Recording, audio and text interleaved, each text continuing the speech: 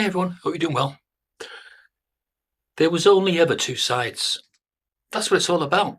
Right from Genesis 3:15, about the enmity between the two seeds, the offspring of the seeds that brings us to what is likely to be the culmination and the fulfillment of that scripture. And very shortly, we're going to have a decision to make. Are we going to pin our hopes on something better? Because what we've had up to now has just been a failure. And when we go into this third and final war, and Gog and Magog finally rounded up, Scripture says that God will drag them to their final resting place. But the decision we have now is, are we going to turn our back on what God finds abhorrent? And there's many things that don't please God with our lifestyles. Is this now the time to self-evaluate and think, what am I going to have to do from here? Am I really at a particular crossroads in life? And do I now have to say to myself, who is it out there in this world right now that you could pin your hopes on? It may be nobody. There may be just nobody out there that you feel has a special place in God's heart. Now, it won't come as a surprise to me that people will just turn their back on all religion. I expect this. No matter who those religions are, I expect that millions, if not billions, will completely turn their back on religion. They've had enough. They've seen what religions can do, the destructive influence that they wield over their people. People will, in their millions and billions, say, I'm having nothing to do with religion, any religion. And I can see this happening. But there has to come a point when, once all religion's gone, and I feel as if that's what man wants right now, and I feel as if he's just setting the stage for another deception.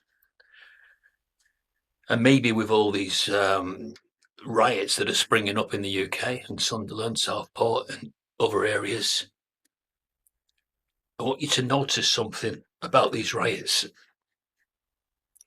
The young ones that are involved in the riots, they're carrying out instructions from older groups that have mingled in with the rioters. Who are these older groups? Certainly, they'd be much wiser than the young ones.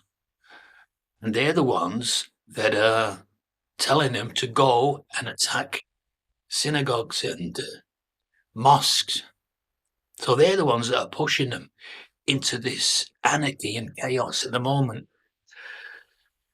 So now I'll mention the other word, order out of chaos. So these organised older ones that are mingled in with the groups will cause chaos. They won't be getting their hands dirty, but they will be pushing and provoking the younger ones to do these things. Who are they?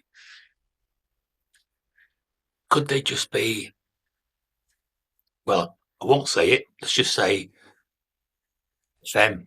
I'll say FM, but I won't say any more. Could they be the ones that are stirring up the trouble? So they're creating the chaos in the world right now, and all over the world, and with all the wars that we're going to go to, FM is to blame. So that they can come in with a solution later. This is the order out of chaos, which is one of their mantras. Oh yes, definitely one of theirs. They'll come in with sweeping changes, but those sweeping changes will come with a huge cost to our freedoms. And that could mean then that we are forever in a world of tyranny and martial law. And I expect that that's happening at the moment is a prelude to what is coming later. Because you can clearly see that the police, with their checkered hats, what does the checkered hat of a police mean? FM. Black and white is an FM symbolism. The police are puppets of the FM.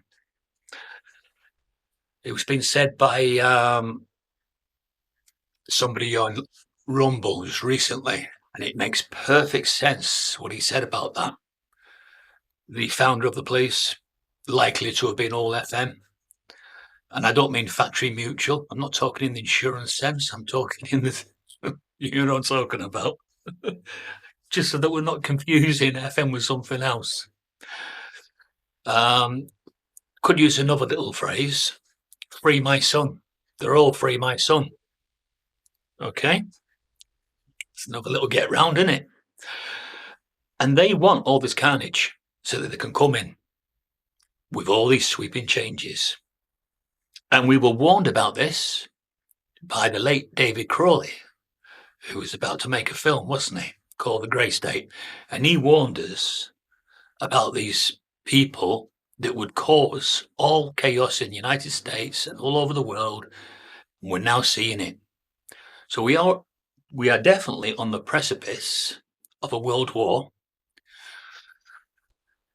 And God and Jesus Christ and all his heavenly crusading angels will just be waiting until the appointed time. And that is just not yet. Not quite yet, but nearly, people. Nearly. And you must be able to say this. And even if you've left your spirituality well behind, when you honestly look at the world right now, do you see that we possibly cannot go into peaceful times again? We cannot, if we ever had true peace, which we didn't, but we cannot go into a normal world after this. We are on the brink of all religion being wiped out. So very shortly, I think the United Nations will be involved. And then that is just another jigsaw piece to put in to the puzzle to pinpoint that we are forever heading towards Armageddon. I see it.